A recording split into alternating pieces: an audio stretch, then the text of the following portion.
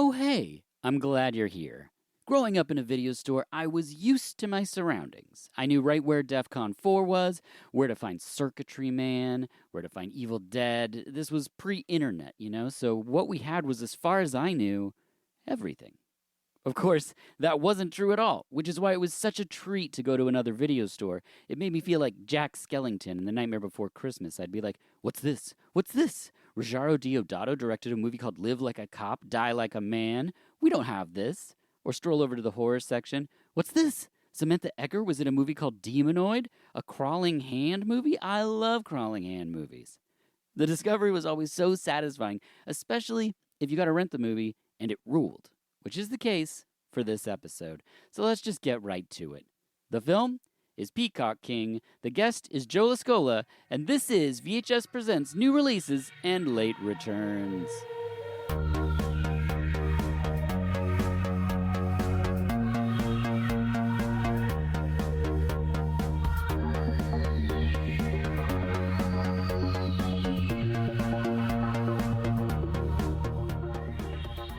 Hello and welcome to VHS Presents New Releases and Late Returns, our alternative format where we first champion what is bringing us joy from the realms of entertainment before I look back at a forgotten gem. I'm your host, Dirk Marshall, and I encourage you to find us on Threadless. That's what I'm promoting this time, our Threadless store, where you can get all of our original artwork for the episodes printed on everything from mugs to shirts. So find us over there and help us support the artists we support. My guest for this episode is co-host of the Movie Dumpster on YouTube or in podcast form, wherever you podcast. It's Joe Scola. Thank you for being here. Hey, man. How you doing? Thanks for having me. Absolutely. Did I say the name right? Yeah, you did. I get Scola and all kinds of wonderful things. But no, you said it correctly. Thank you. Okay, great. Yeah. I get called Derek all the time, so I hate most people whenever they say my name. Now, for anyone not familiar with Movie Dumpster, could you please break it down for people what that is? Sure. Movie Dumpster is a podcast that myself and my co-host, Sean O'Rourke, have been doing for the past 6 years. We previously had an incarnation with another co-host, Connor McGraw. He's no longer with us. So if you hear somebody in the back catalog, that's him. We just did an episode with him recently. We're a movie review podcast, and we're called Movie Dumpster, and you're thinking, oh, God, they're going to dump all over movies. Well, no, that's not true. We rummage through the garbage that the average people or the critics or whomever may have thrown the movie to the side, and we kind of reclaim it from the dumpster and shine it up and reintroduce it to folks who may not have ever heard of it, or maybe people that did hear of it and haven't seen it in a while, So we kind of spotlight the B movies, mostly horror stuff, but we do action and comedy and weird kids movies and all kinds of stuff like that. Yeah, just like you said, when I found Movie Dumpster, I was like, this isn't going to be for me. And then I started listening to it, and I was like, oh, they like the movies I like, so this is for me. It was kind of like finding F This Movie, and I was like, oh, they're just going to make fun of films all the time. And it's like, no, sometimes they're talking about stuff they love. Now, we do kid the films. It is a comedy podcast as well, so we do have jokes and things like that, but we do really love the movies that we cover, and me especially. Yeah. I think that comes through. And like I was saying pre-roll, the YouTube channel is beautiful. I love all the graphic work and things that you've contributed to the show, so it's nice to see it evolve in that way. Thank you so much. We do care about it. So we try to do what we can, yeah. And were you just at, was it a convention of some sort, or? Yeah, we were just at Monster Mania in Oaks, PA. Now, Monster Mania originated in New Jersey, where I'm from and where Sean is from. So that was a convention that we've always used to go to as kids. So it was cool because we went to the one in Oaks last year, but I was sick, so I didn't get to go. So this was my first time in Oaks, PA. So it was a really good time. Yeah, we had a great time. We met a bunch of people, and I got to meet Alice Cooper, so that was fun. What? Yeah, me and my wife took a photo op with Alice Cooper and CJ Graham in the Jason costume. What? Dude, it was incredible. That's amazing. It was one of those things where I don't usually do photo ops and stuff like that. Like sometimes I'll get some autographs, but I was like, this is something I need for sure. Yeah, that is so cool. We met so many great people though, and people who support the show and stuff. It was really nice. Yeah, that's always a strange feeling when people you're like, oh, you're not related to me and you listen. That's so nice. Dude, I was holding a poster, right? Because I also met Griffin Dune as well, and Rat. I had him sign my American Werewolf in London poster, and I'm like walking through the convention, and I didn't roll it up yet because I was trying to get out of line, and this guy runs up to me, and he's like, hey man, can I get a picture? And I'm like, of the poster? Yeah, sure. Like, okay.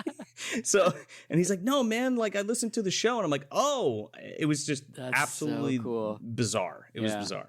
I So love that. that made me feel good.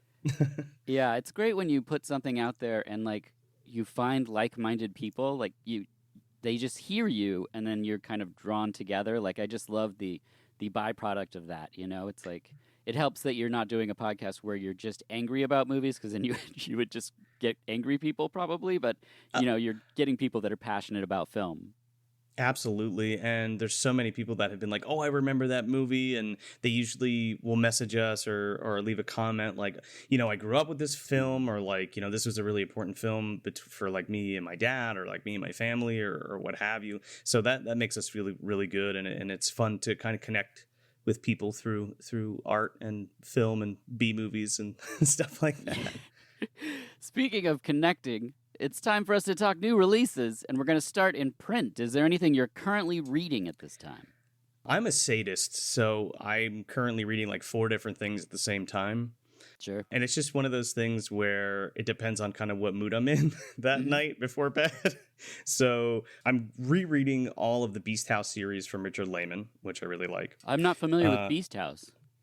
it is a very, I don't want to say splatterpunk, but it's like very Stephen King-esque in terms of content. It's very explicit and almost exploitive in the way that it's written, but I really Okay. dig it, and it's about the main core story is about this monster that lives in this basement in this house that may or not be reproducing with the human woman who lives there. I'm in. I'll check it out. Beast House. Definitely check it out. Yeah, the first book is called The Cellar, Okay. and then there's 3 or 4 other books after that. Yeah.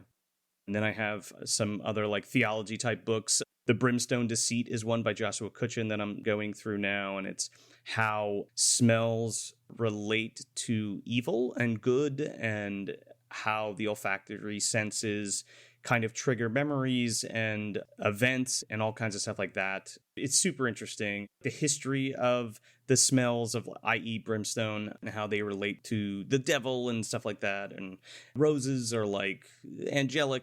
Am I hearing that you're going to soon have scratch and stiff stickers for the podcast? Is that? Oh, that is something I would love to Yeah. do, except it wouldn't smell like garbage though, right? Right, It'd have to right. smell good. So we did a gimmick. We did air fresheners, Okay. and they smell like butter popcorn, so that was fun. That's funny.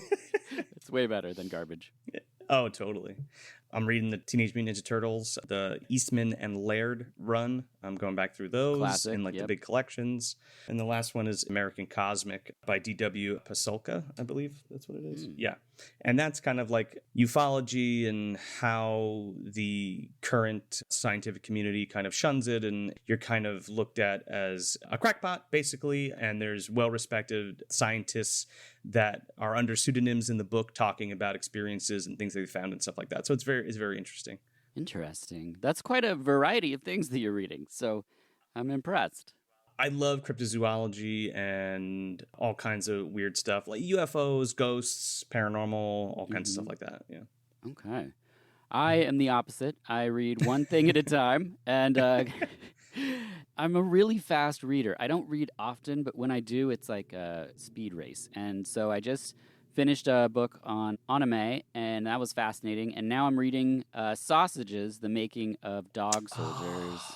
I really want to read that. Is it good so far? It's really good. It's written by Janine Pipe, and it has all the voices that you would think would be a part of like a documentary about a film is like all in the book. It really moves, really passionately written. It's just such a love letter to the creation of like an awesome, I believe it was indie werewolf movie that it's scrappy, but it goes through the motions of how everyone's carrying their weight, and I highly recommend it. There's cool photography and like some shotless stuff, and it's really good. I got it from Encyclopocalypse, which is putting out amazing, amazing books like the novelization of Wishmaster and a bunch of stuff like that. So I was picking up, I think it was Hellraiser.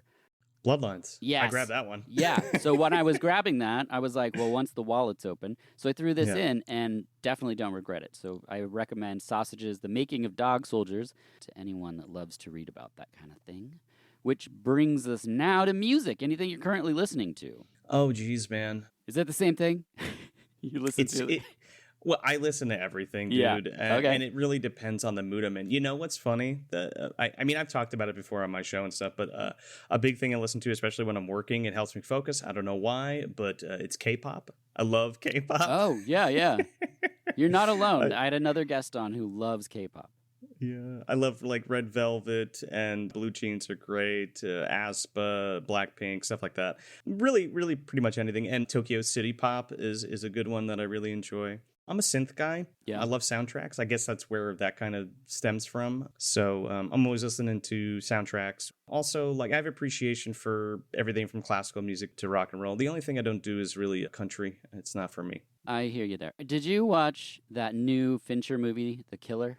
No, I have not. Just now out on Netflix. I know we're not talking movies, but since you mentioned like synths, Mhm. it's a score by Trent Reznor, and the movie is whatever, it's fine. But there's a fight sequence where the way that Trent's utilizing synth is really interesting. So I would love to hear your thoughts on it. It's Oh, it's further towards the end of the film, but it's just I've never seen a fight scene like not choreographed. What's the word I'm looking for? Scored in that way. And when I was watching it, I was like, this feels very, very different. And then, of course, I looked at who did the soundtrack and was like, well, that's why.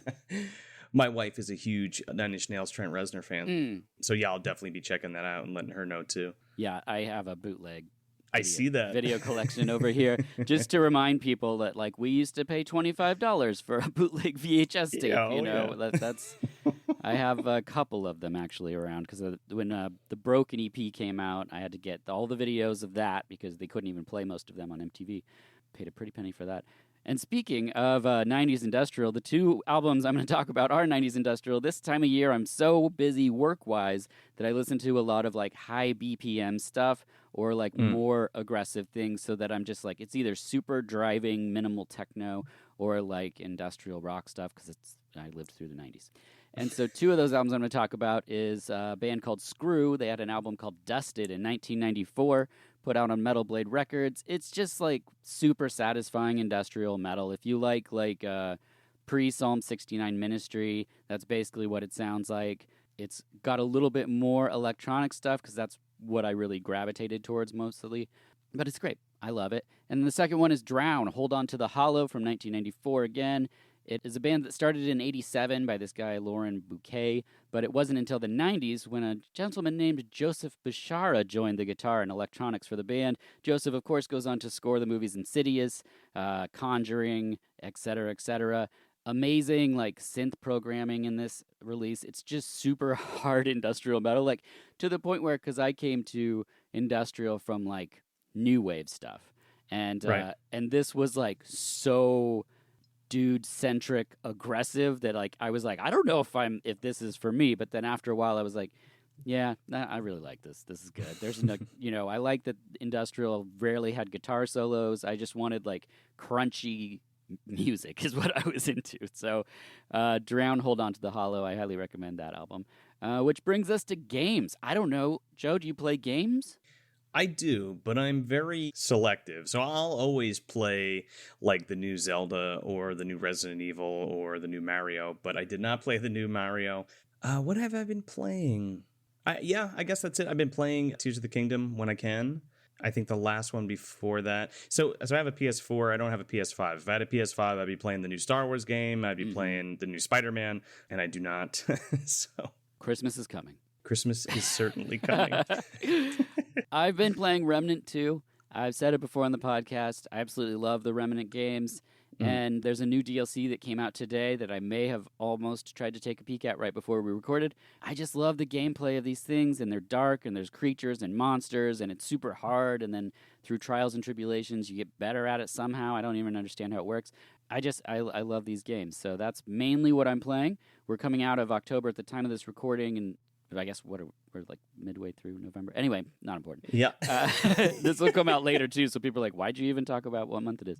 But during the October holidays, we play a lot It's of October all year round, baby. Yeah, we play a lot of horror board games. I collect like vintage horror board games, and so that's what we play. And then once it That's gets so into fun. the holidays, then we play less of those somewhat. But I'm very excited about my Alien 1979 board game I just got with all the pieces, and Wow. I really can't wait to dive into it. I'm a dork. I had one more game I wanted to promote for anyone who likes cute, non-stressful games. If you're into cottagecore, which is apparently what my daughter, who's 10, is into right now, she just had a birthday, cottagecore themed with mushrooms and, that kind of stuff. There's a game called Mail Time out right now. I'm playing it on the PS5. It's a kid going around delivering letters to little animals in a forest. And it's really adorable, and it's got a lot of text bubbles, so the characters aren't really speaking out loud. So it's good for my daughter, whose teachers are on strike right now. She can get some reading done while we play there a you game go. together. Yeah, so it's very cute. It's called Mail Time. Check it out if you have little ones, or if you just want something to turn your brain off and float around in a forest.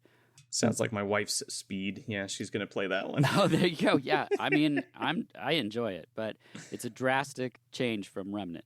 Anyway, which brings us to television. Anything episodic that you're watching? I finished the Chucky series. I don't know why I did that, but I did. It was morbid curiosity, right? And then I got to the last episode. Well, not even the finale, because the strike happened and I totally forgot. I was watching and I was like, well, where's the next episode? And it's like, oh, this is not coming till 2024 now. And it's like, you mean I have to wait? Yeah. So there's that.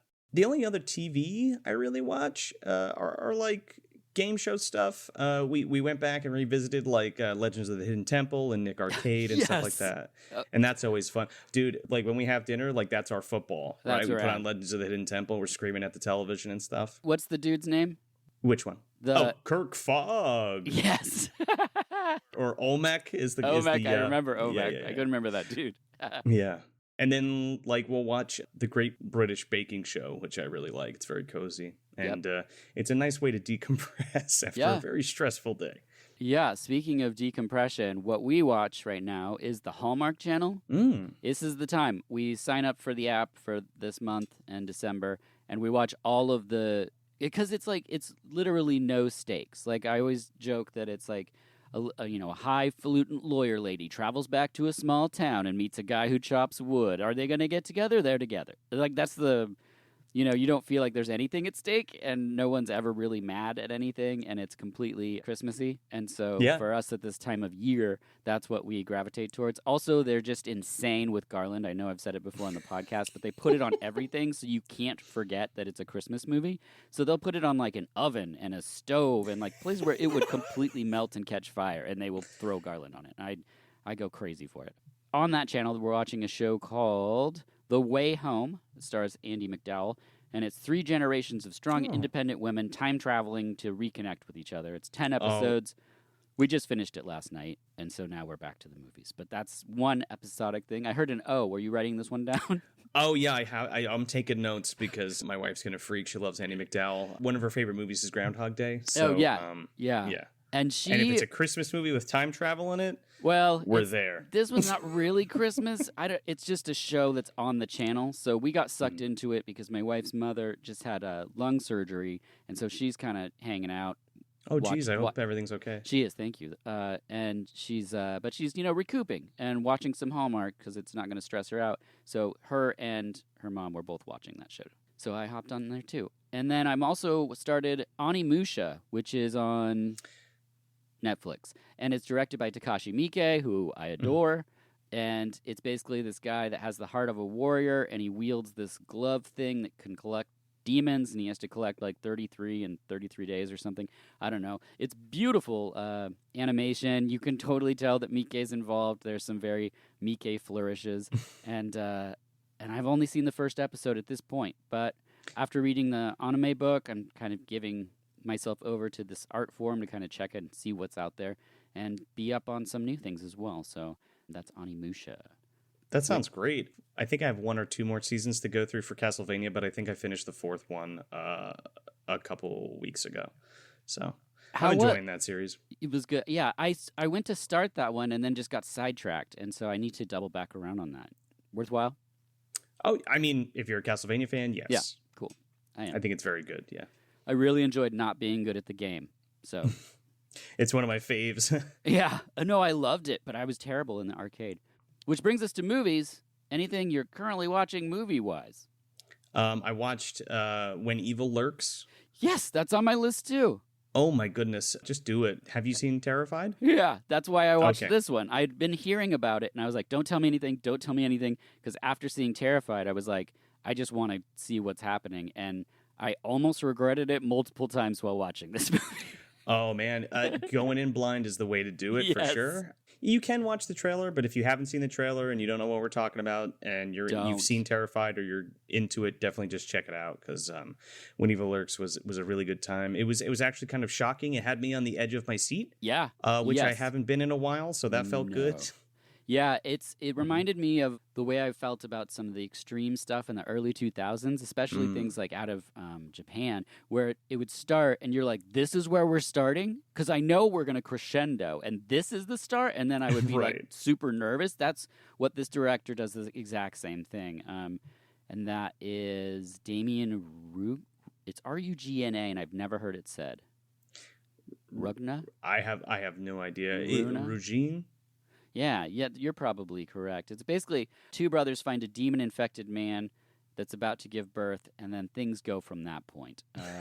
It's not explained, by the way. It just it starts and it goes. And I told my brother-in-law to watch it, and he was texting me at all the things that we know happens in the movie, Mm. and it was like I was not ready for that. I was like, nope, no one is. When you're people like us and you've seen a bunch of horror movies are your life, you know what's coming, kind of. And I think that's what led me to be like on so edgy, right? Because I was like, I know this is going to happen, it's just like when and how is it going to happen.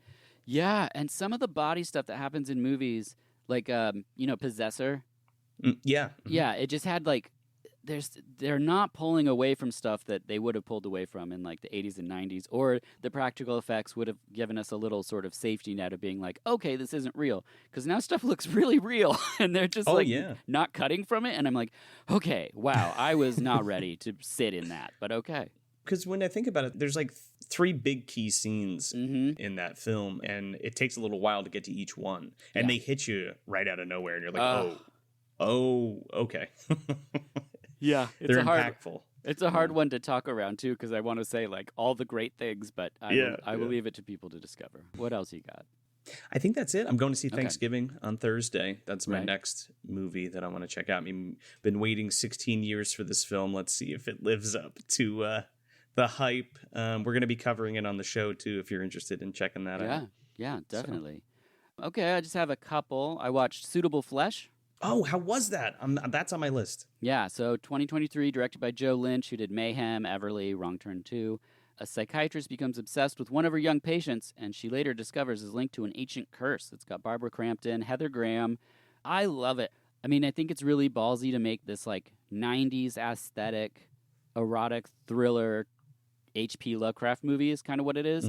Because of the aesthetic of it. Like if you remember those movies, you would watch, and or maybe you didn't watch them, but they're like the way they're lit feels almost kind of soap opera-y, and if you're not aware of that kind of aesthetic, I've seen people be put off by it, but I instantly was like, oh, I know what they're going for here, both like in the tone and the style, and then the kind of body swapping thing that happens in the film has really cool little tells, and it starts to kind of create its own little language as it progresses, as the film goes on.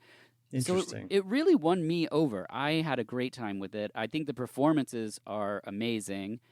Barbara Crampton, and I love these, the idea of a small indie film. This was going to be a Stuart Gordon film, and so it's sort of a tribute. Oh, really? Yeah. I didn't know that. Yeah, so it was going to be, I believe, the last movie he was going to make. And Joe was somehow involved in that, and so it's kind of carrying on the tradition and spirit of Stewart in this movie. That's incredible. And I love the idea of these like small films giving actors really something to chew on, because anytime you're doing a body swap thing, you're playing, a different character. So you're playing a character who's then possessed by this other thing. So it really gives you a lot to do as an actor, and I think it's cool to showcase, Barbara Crampton and Heather Graham in this film. So if you're interested, check out Suitable Flesh. Also, I watched Deep Fear, which is also from 2023. Cocaine at the bottom of the sea, people want it, and there's sharks. So it's not exactly Cocaine Shark, as some people were saying. This film just came out. If you go to IMDb, it says like story under wraps or something like that. It doesn't even give you a synopsis. It's very overly serious. It's not a silly Cocaine Bear situation. And the effects aren't that bad. I watch all these shark movies. I love all the creature feature stuff and the sharks, alligators, crocodiles, you name it. I'm going to watch it. Sure. The stuff towards the end is some of the better effects. And so then I was really like, good for you, and they used some live shots. And I heard the director on a podcast talking about, like, try to tell the difference. I can tell the difference. But I think that's a bold statement to make. Yeah, it really is. But they've come a long way for these indies. Sure. So if you want to see a shark movie that does involve some cocaine, check out Deep Fear. Just now hit streaming. And then the last one was I watched Proteus from 1996. I love Proteus. Yes. Okay. I love it so much. You know how long I've been talking about that movie, about doing like reviewing that movie as long as we've been doing the show. You should. Nobody talks about Proteus. I love it. It's a VHS cover we had in my dad's video store. So I, of course, saw it back in the day. And if people want to know, the shorthand of it is there's people who are stranded and they end up on a science lab. Basically, it's just like one of those oil... What do they call those? It's like an oil rig. It's yeah. If Leviathan is a ripoff of The Thing, then Proteus is a ripoff of Leviathan. Yes, that's exactly what I have written down here.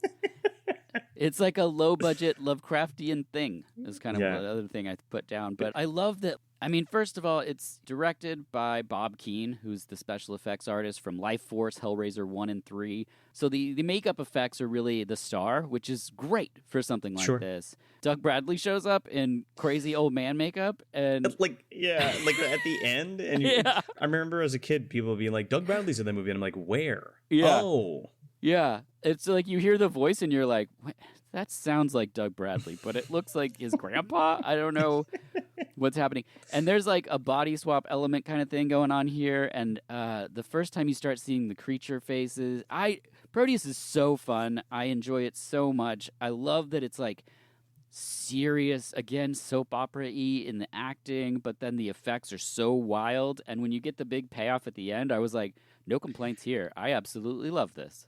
It's incredible. It's a giant... I don't want to spoil it if you haven't seen it, but it is really a feat to behold. It's really great.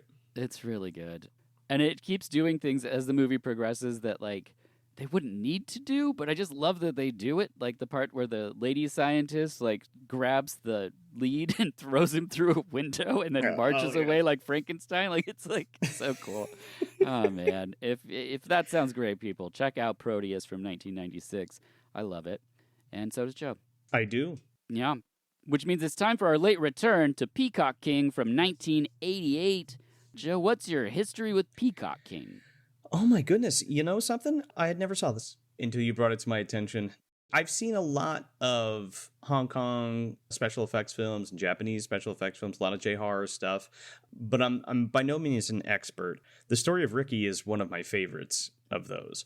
And you had brought it to my attention, the Peacock King, and I had never heard of it before. So this was my first rodeo with this, and I was hooked. As soon as the movie started, I was like, this is for me, sure is. That's kind of why I wanted to have this discussion with you. I mean, this is our first conversation we've ever had. I've listened to your podcast, and I just had a feeling. I've eaten your hot sauce, and I've listened to your podcast. Perfect. Thank you. Before we keep going, I wanted to make sure to congratulate you about the Hot Ones Challenge. That's really incredible. I don't know if you talked about it on the show or if anybody knows, but your hot sauce that you make is on the Hot Ones show on YouTube, and it's very cool. And I just want to say congratulations because that's really awesome. And it's also delicious. Thank you so much. I really appreciate it. We've been having a great time seeing celebrities eat our sauces. It's bizarre that I Yeah. can say things like when I do events, like, this is the one that Cardi B said made her tongue tipsy. And I'm not lying. Like, that's a true thing I can say. It's just weird. But I appreciate that so much. It's been a wild ride. Definitely keeping us busy for sure. So, Peacock King, Sorry, I didn't mean to derail you. no, I easily derailed all the time. If I didn't take notes, I would never end a sentence, probably. But when you first saw Story of Ricky, did you know it was based on anything? Because I didn't. I just No. saw a crazy movie and was like, why is this so crazy? No, Story of Ricky was given to me by a family friend who was great. really into movies and kind of turned me on to a lot of foreign stuff. I remember him giving me, one day he gave me Stage Fright, Nice. the Michelle Savoy film, or however you say that last name. I always mess that up. Me too. Um, Which Cemetery Naked- Man is finally coming to Blu-ray. I know. Did you see? I'm so psyched. It's going to be awesome. Yeah. I have like an Finally. import one, but I'm excited about this one too. Yeah, hell yeah. Naked Blood he gave me, and he gave me Story of Ricky. And I mean, Story of Ricky's kind of become a meme now because of like, what was it on Conan or whatever? The part where dude gets his head smashed in half. Yeah. But that like blew me away. It was just like, oh, this is a kung fu flick, but like people are getting holes punched in them and their heads punched off, and it's just like completely nutsoid. It's incredible. I loved it so much. Yeah, I agree. It just made me go, wait, so who's this director? And then I started trying to find his films, and that led me to The Cat and Erotic Ghost Story. And then I saw this title, Peacock King, and I was like, okay, I know the kind of movies this guy makes. What is Peacock King going to be? And so I watched it, not knowing anything, and I was like, this is like one of my favorite things I've seen, like maybe ever. So Peacock King is based on a Japanese manga series written and illustrated by Makoto Ojino. It was serialized in a magazine from 85 to 89, and then it was compiled into volumes. It spawned 4 manga series. The original manga was licensed in America in 2020, so just recently. The manga was called Spirit Warrior, which I might be doing an episode later this season about that. I'll be checking that out. Yeah. It was adapted into a 5-episode OVA, or original video animation, and then 2 live-action films, the one we're discussing, and then there was a sequel after this, also by the same director. I saw that, the Saga of the Phoenix, and I was like, if it's anywhere as good as this, sign me up. I'm there for it. Yeah, it's close. I did buy the Blu-ray. It's on its way here. Oh, excellent. Noted. I'm going to jot that down, and after the show, I'll be ordering that. Yeah. So we're talking about the first live-action movie, Peacock King, from 1988, directed by Lam Nai Kai, is how I've always been saying it, but I could be wrong. I'm confused on how to pronounce certain Chinese things. Yeah. Japanese, I'm not great at, but I have a better handle on it. Because there's Cantonese and then there's Mandarin. Right. So I don't know what's what. Like Ashura is one of the names, but they pronounce it like Asola. Yeah. Yeah. You know? So yeah, I don't know. I say things as white and a guy from Oregon as it is because I don't know. I think okay. This is a safe space. Then I will pronounce it incorrectly as well. Yeah. I used to have to say, because I would be covering movies from Japan or Korea or China. It all comes from a place of love and unfortunately a lack of knowledge. So it's unfortunate, but at least we're talking about these names, even if I'm mispronouncing them. But the director did Story of Ricky, Seventh Curse, The Cat, Erotic Ghost Story. This director is one of my favorite directors, but that being said, I love and watch all the Godfrey Ho movies. So just know that that's what I'm into. Really? That's very interesting that this is one of your favorite directors. This is going to be a good one. Okay. Yeah, because he's tasked with making all of these wild movies, but a lot of these are from like manga or, they would be impossible to make. And he does it with this style and, there's never a dull moment in his movies. They just keep moving and getting wilder and crazier. And it's like, I don't think you could have stumped this dude. I don't think if you were like, we're going to do this on the screen, he'd be like, yeah, I got it, no problem. And you're like, what? Okay. It feels very anime, like when you watch it. And again, that's just one of the loving things I could say about it. So, yeah. Yes. Stars Yoon Bayu, who's in Eastern Condors, Righting Wrongs, and Iceman Cometh, all bangers. Hiroshi Mikami, who is in Tokyo Decadence, Parasite Eye, and Merry Christmas, Mr. Lawrence with David Bowie. Gloria Yip she's the alien girl in The Cat, which I Oh, there you love. go. Yeah. Yeah, she's amazing. She's also the murdered girlfriend in Story of Ricky. So I love that this director has cast members that he's like, you're in, you're back, you're in this one Yes. too. Gordon Louis from Five Shaolin Masters, Executioners from Shaolin, Master Pei in Kill Bill, Kara Y from Seventh Cure, Inspector Wears Skirts, and Dirty Ho, and tons more. Philip Kwok, another Shaw Brothers mainstay. Basically, this cast is awesome. And, like, you could pick any of these talented actors and just spend a year just studying the films that they were in. They were all in, like, 100, 150. And they're just, like, from Shaw Brothers through, it's just, incredible, incredible films. We also have Eddie Ko, Ken Ogata. The cast is stacked. It's all talent. Yeah. Our synopsis: 2 magically powerful monks are sent on a quest to fight the king of hell. Yes, please. Yeah, sign me up. Lucky Fruit and Peacock. It's so rad. The movie starts at a dig site when suddenly a strange woman, we learn is Raga, appears and speaks of a hell king. And I was like, this is the first 30 seconds? Dude, I said the same thing. The credits came up. It was like, oh, Peacock King. And then it was like, we're at this dig site and this giant, urn explodes. Yeah, it's amazing. We get tons of explosions, mass chaos. It completely rules.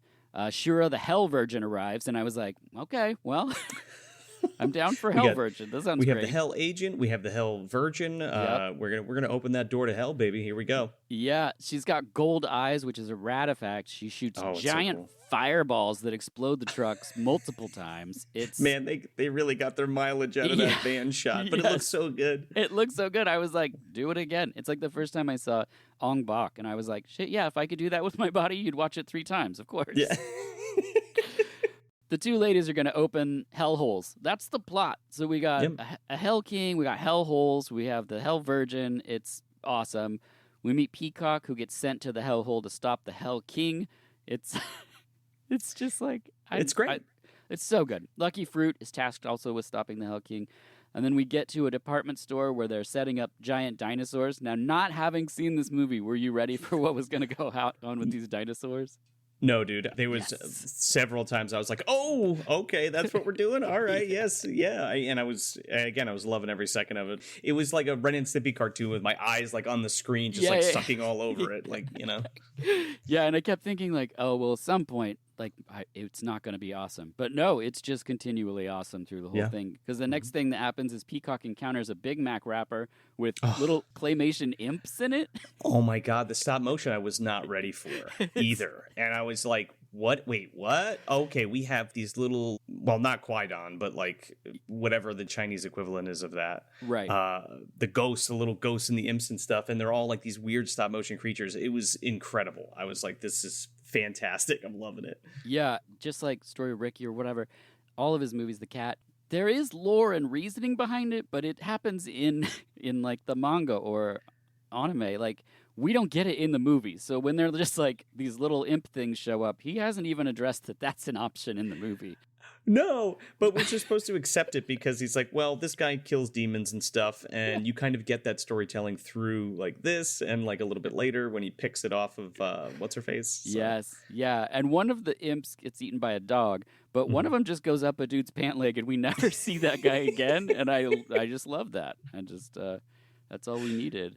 It's a different story, man. It's a different movie. Yeah, right? Maybe that's the third one. Lucky Fruit arrives at the department store, and he means business, but he's accepting no money, and he snatches the imp off of the lady, like you mentioned, and it melts in his hand, and I was just like, this rules. Everything about this is amazing. He does like this, I don't even know what, this like Buddhist chi thing where he shoots like this aura power out at it, and it evaporates in this wonderful like deconstruction in stop motion. It's incredible. Yeah, it's so good. And then seconds later, they set up camp in the dinosaur room, and it's really hot. So she goes to the locker room that's in every department store, and she opens a locker, and a giant demon hand appears, and then Peacock explodes it. So it's just back-to-back awesomeness. It's unbelievable. It's so good. It's so good. And the department store is like built over an old funeral home, which is also one of the gates of hell, or the hell holes, excuse me. Yeah, it's I love that detail where he's just like, you built this on top of an old funeral home, and I was like, does he mean a graveyard? No, just the funeral home itself. And so it's a real, you move the headstones, but you didn't move the body situation. Yeah. It almost feels like Ghostbusters here too, because they Yes. talk to the manager. And he's like, well, you're gonna clean it out for a fee, right? And he's like, yeah, I guess so. And they end up like trashing the joint. Yeah, there's a It's pretty lot fun. of 80s movies that are kind of packed into this one because next they both fight possessed giant dinosaur statues. Now, if you aren't already buying this movie because I just said possessed giant dinosaur statues, I don't know what more you want in a movie. It's incredible. They destroy them. The manager is then levitated and dies. He gets like broken and Yeah. just dropped, and And it's just like, oh, your manager's dead. Let's get out of here. that's You know. it. So then they destroy the dead soul so it can reincarnate. And I was like, well, okay, sure. Well, if you destroyed the soul, then how does it come back? I mean, I think they're saying that end part just to feel better about just destroying souls. They're like, now it can reincarnate. You're like, let's not think too hard about this. Moving right Sure. along. Yeah, let's go to the bar. Yeah, which they do. They go to a club to drink and dance. They see the Hell Virgin. Raga almost crushes them with lights. That's pretty much that whole scene. I think they're starting to tease out that Hell Virgin's a young lady, and so she still likes to play and have fun and dance, you know. You're not quite sure yet because you're like, oh, she's just killing people because she's shooting fireballs at the beginning. But right here, we get the fact that she is kind of unbeknownst to the power that she holds and doesn't do it necessarily on purpose. But Yeah. a little taste of that. Just a little taste, because then they next head to the next devil hole, and Peacock goes to the ocean theme park, and Shura's there making all the rides speed up and throw people off. Because she wants to go faster on the ride because she's having a good time. She's like, come on, faster. It's great. It's really good, except for the one person who gets thrown all the way up onto the Ferris wheel, and then Peacock has to go up there to save her. And, Man, these stunts are really incredible. Like, Yeah. I'm going to say that they're all practical, too. This guy climbing up this Ferris wheel, Oh, yeah. He goes up there. which is really wonderful. And they mentioned Jackie Chan a lot throughout the movie. Like, what do you think? You think if we go to Hong Kong, we're going to see Jackie Chan or whatever? Yeah. So it's very cool. It's good. Next, some bad dudes confront Peacock Sifu in a waterfall, and I was like, this is so great. So I had a bootleg copy of this, and then when we were talking about doing this episode, you found this Blu-ray, and I was like, oh my gosh, I didn't know this existed. I already, true to form, I paid money for this other thing, and now a better thing of that is out, and so I was like, well, I guess I'll buy that. But it's in the right aspect ratio, and so you can see the composition of these shots, and it's really awesome. Like, it's just he has this visual agility that I really appreciate. See, that's incredible. And I'm glad that you got to experience that, because that's one of my favorite things is like watching a movie a lot in the 4:3 and then experiencing it in the 16:9. And it's just like a completely different movie. Yeah. And it's like what I think this movie deserves. This director, a lot of his stuff has been very hard to see over the years. In recent times, Story of Ricky has been shown some light. The Cat is still very hard to find. And with how much he puts into the composition and artistry of his films, I just think they deserve to look this good. And Sure. But next in the film, Lucky Fruit arrives in Hong Kong, and a cab driver tries to take advantage of them, but they escape. It's a very weird sequence that's there. The police find a bunch of bodies that are basically desiccated, and they see on Shura and Peacock on the TV, so they race to the place to find them. A manhole flies at them, and they enter the devil hole, and this part rules. I love this my set. God, dude. It's so great. We get this like Resident Evil H.R. Giger transformation of Raga, Witch Raga, into this demon. Man, her like she's like stretching and contorting, and her head splits open, and she looks like she's got like a mouth in the middle of her head. It's incredible. And plus all the stop motion here, just like I was like slack-jawed the whole time watching it. Like, this is incredible. And for like 1988, like it's so awesome how he sews together like the idea that the hands become these giant like metal claw things. Yeah. And it's coming at the actors, so they're cutting between the stop motion animation, which is going to be a lot smaller scale, and then showing like how big this is in the same room. It's so creative, and I love movies where I can feel that like the love of these special effects people pulling off these super ambitious things, because the guys are shooting like these power laser bolt things, so you have these like light optical effects, and then you have the claymation stuff, stop motion stuff, and Dude, Man, it's out of control how much yeah. is going on in this scene. Between again with the stop motion, the forced perspective, the practical effects and even the roto light effects. It's just like it's insane. It's very Yeah, expensive. seriously. And like Raga like eats a dude's head, her claw rips through a guy, they blow her arm off and escape. It's just this awesome battle. The whole for most of it, Ashura's tied up in like a stone gazebo thing that's super awesome. She's being punished because Peacock had like took her out to the fair and like played with Yeah. her and like took her on some Yeah. rides and played some games and bought her ice cream and stuff. When she's the the Virgin of Hell that's going to open the gates of hell and resurrect the Hell King. Yeah. And then they escape, and I was like, oh, this isn't the ending? Because this set piece in the film is so big and bold that I was like, well, how is he going to top this? Surely we're not actually going to see a Hell King. I was wondering the same thing. Yeah. They escape and go back to Peacock Sifu and save Ashura, and they're like, you don't know if she's good or bad. By the way, you guys are brothers. Twins separated at birth. Yeah. I mean, you guys, don't look alike, but, fraternal. The bad dudes arrive, kill his Sifu, and then it's just crazy fight sequence in here. Dude, excellent choreography. Yeah. This is produced by one of the Shaw brothers, or No, I don't think so. It's Fortune Star. It might be produced by one of them. Yeah. I didn't look into the production history as much. I was wondering. Yeah, I don't know where any of the money came from for his movies, but it was all well spent. That's for sure. Sure. It's all on screen. You wouldn't be like, I don't know if you paid for it. No, he paid for it. He did for sure. Yeah. He put a giant guy through a huge blender they built and sprayed his guts everywhere. That story of Ricky for anyone that hasn't seen it. So suddenly there's an eclipse after this awesome battle. The fourth devil hole opens and a castle emerges. And again, it rules. It looks like the derelict spacecraft in Alien. It's very Giger. Very Giger. It's adorned with multiple vaginas. Yeah, the one that opens and electrocutes you as well, like the Southern Oracle. Yeah. Raga eats a dude and then is exploded, except for her head flies around, and then they eventually end that. It's just awesome. Every single thing that could happen in this movie, I'm like, this is the best option that could ever happen. It's so good. Ashura enters the giant lightning vagina and then dies, but doesn't really die. So the guys head into an alien hall. So at this point, I was like, this is insane. This is a huge... They're in this. This is a set. This is what I'm saying. Like, it's crazy that it looks better than a lot of things now that are computer generated. It's because they're really in this crazy space. But so is the giant silver Hell King. When they show this dude's face, I was like, how is this movie getting radder and radder as it progresses? It so is cool. So awesome, dude. Like, there is a little bit of compositing going on, but like it's mostly forced perspective and like an actual set, and this dude just in this makeup. It's incredible.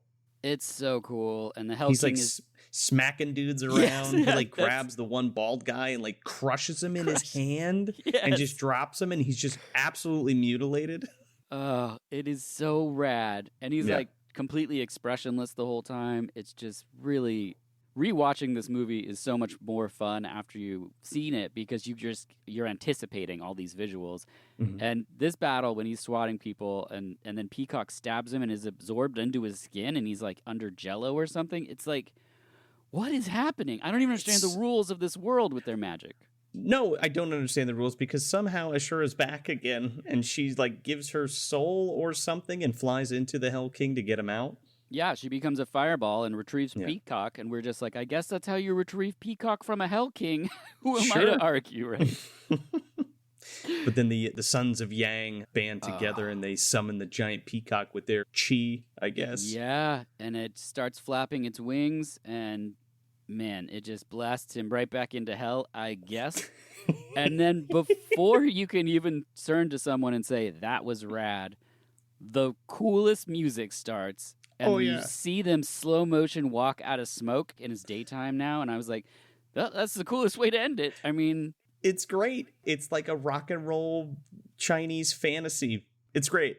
It's so cool. That's the first Peacock King movie of Now We Know 2. Does the second one live up to this? The second one's not as wild, but it does introduce something that you'll be very glad that you own. Okay, because I'm very excited to watch this second film. It's great. It's the same director, and I wish that there was more of it, but there is definitely at least one sequence in it where you're like, I'm glad I own this. This is this is amazing. I want to just show this scene to people, which I think this movie is full of. But Joe, final thoughts on Peacock King. I absolutely love this. Thank you so much for showing this to me. I probably would have gotten around to it at some point, but I'm glad you were like, hey, you're going to watch this and you're going to come on the show and talk about it. And I'm like, yes, Yeah. I am. And I think that day you were like, you ever hear about this? It's like, no. So I'm looking for it. And I found the Blu-ray like you were talking about. Yeah, and I yeah. sent it to you like the same day. I was, dude, I just bought it. And you're like, oh, dude, send me the link. You Yeah. got it too. So It's like instantly buying it. Yeah. I'm so happy that I got to check this out. And I had no idea that this was from the same director as A Story of Ricky. I didn't even realize he had done The Cat. So shame on me. The more you know.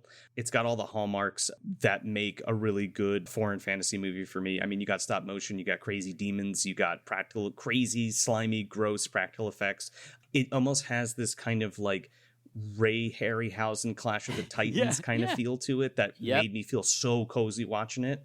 And yeah, everybody's really funny. It really balances. There's some pretty good scares, but there's also a lot of great comedy between the characters. Yeah. It feels like classic in the way the story's told, but it has these injections of modernism into it, which I think is really fun that they balance well. And of course, it's got that slam and 80s track. That whole scene in the club, there's like some rap song there's going a rap on. song. And I'm like, who is this? And what is the license to this? I got to add this to a playlist. Yes. Yeah. Just so when it comes on, people are like, what is this? And you're like, it's that song from Peacock King. And they're like, I'm sorry, what now? What did you just say to me? You know when they're kicking it in the club? Yeah, it's pretty sweet. You know, when they're having cocktails for some reason that I didn't think monks could do, but whatever. It's very hard to be a monk, you know? Yeah. I love the part where she's like, I didn't think you'd be such a good dancer. And I was like, I guess. Since you mentioned the comedy, that's such a good, astute thing to put in there because sometimes in the Hong Kong action comedy type films, the comedy can be really silly. And in this, I think it walks a very fine line of like, you know, like you said, there's like some Ghostbusters in this. There's like a little bit of a Gremlin thing here. There's like a, you know, these 80s sort of horror comedy actiony things. And I think this movie nails it, you know? It's a fun tone, but without being like super good. There's nobody like flying around by farting or something, you know? No, but forgive me, it's almost like Big Trouble in Little China, where it kind of balances that. Mm-hmm. Yeah, I agree, and I'm glad you watched it. I'm so glad you liked it because it was, you know, it's like a $30 Blu-ray. But I didn't like it. I loved it. Yes, absolutely. yeah. Yes. And like you said, you probably would have got to it. But that's kind of the fun thing about getting to go on people's podcasts and have conversations like this is we all have a to watch pile that's huge. And we all have things that we haven't gotten to yet. And so it's nice when someone's like, here's a date when we're going to talk about this. now well, you got to watch it. Just to your point, like before we jumped on, you know, we were talking about it's just been a crazy week for me personally. So it was nice to have this right in the middle to kind of break it up. It's just what the doctor ordered. I needed to stop and watch this and enjoy it. So I appreciate that. Between you and your partner, is there different watching styles? Like if you were to put on Peacock King, would this fly or... Oh, yeah. Sean will watch everything. He might not like everything, but Sean will certainly watch everything. I think this would be up his alley for sure, yeah, because he's a big anime fan and manga fan as well. So this is definitely in his wheelhouse. It's bonkers. It's batshit, and it's wonderful. So I'm sure he'd love it. Rad.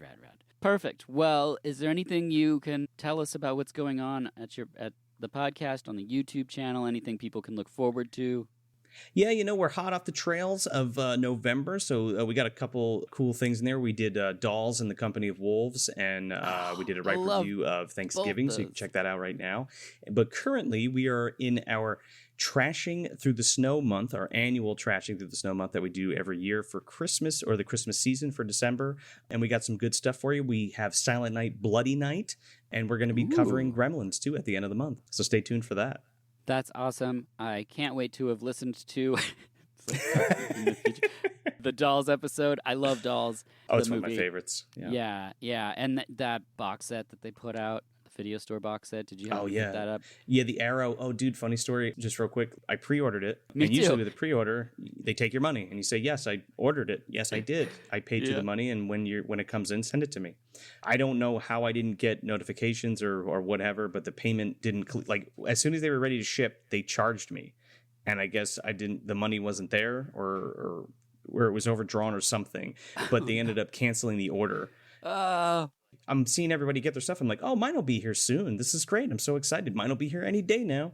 So then I went back and checked up, and they're like, yeah, we canceled it. And I'm like, why didn't you let me know? They're like, we sent you emails. I'm like, I didn't get any of those. They went right to my junk, unfortunately. Oh, man. I ended up procuring it off eBay, though, for a reasonable price, and now it's nestled on my shelf where it should be. I pre-ordered it through Arrow, and they didn't have it until after all the companies that posted it had it. So everyone that got it through, like, you know, Diabolic or whatever, they all were getting their packages, and I, like, emailed them, and I was like, don't you make this? Like, why am I not getting it? And they're like, we're sold out right now, but it's coming back. I was like, oh, God, what did I do? I think that was part of the problem, because it was like, wait, because I ordered it through Arrow as well, because I want to, like, you know, I won't do that again, but yeah, you know. Oh, perfect. Yeah, I look forward to hearing those holiday episodes. I'm not doing anything holiday-y with the podcast this year, but if people want to hear my one big Christmas episode, go back to when I had Santa on, and we did Dial Code Pierre Noel and Rare Exports. Wow, you had actual Santa Claus on? Yeah, so that's incredible. I love Code Pierre Noel, by the way. Yeah. It took me over 20 Santas to get one who would... you know, talk about what goes on when it's not Christmas. So that was what I wanted, is I wanted to, you know, tell the story of the profession of the person that goes to the mall and is the Santa Claus and hear about that lifestyle. And so I was literally turned down by 20 Santas as Santa. Wow. That's incredible, though. What a great idea for a show, man. That's awesome. It was really fun. He was a great Santa. And actually, during the pandemic, that's who my daughter, because she couldn't go, you know, see a Santa, she would Skype with Santa. So she got to still, you know, do because she was littler at the time, tell him what she wanted for Christmas and all that stuff. And then I got what I wanted, which is in that episode he mentions that there's like a Google thread or whatever that all of these Santas around the world are on. And so there's like this thing where 20,000 Santas are communicating, and there's two warring factions of Santas. There's the magic practicing Santas and the non-magic practicing Santas, and they don't like each other. And I was like, this is why I do the podcast, because there's these things happening on the planet that we don't know about because it's someone else's life. And then when they share it because they don't think it's weird, you're like, this is the weirdest thing I've heard. And so why are we not talking about making a documentary about this right now? Seriously, yeah. Like, cut this out of the episode so nobody can take the idea and we'll pitch it to Netflix. I mean, magic practicing Santas and the Santas that are like, you don't need to do that. Like, it's just like, I need that movie. I'm surprised it's not a Will Ferrell movie already, but with Zach Galifianakis in it.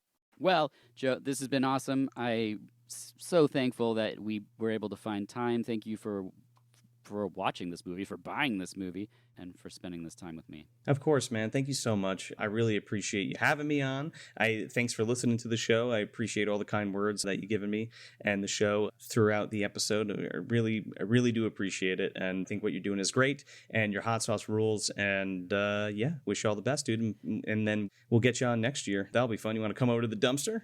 I would love it. That would be great. And maybe you can come back and we'll talk about the second film. Yeah. Have you done Zerum yet? No. Okay. We'll have you on for that one. How does that sound? That sounds great. Okay. I would love that. We'll do that. Yeah. We'll okay, do that. Perfect. There's a little peek for people behind the scenes. Cool. Until next time, I'm Dirk Marshall, and this has been VHS Presents New Releases and Late Returns.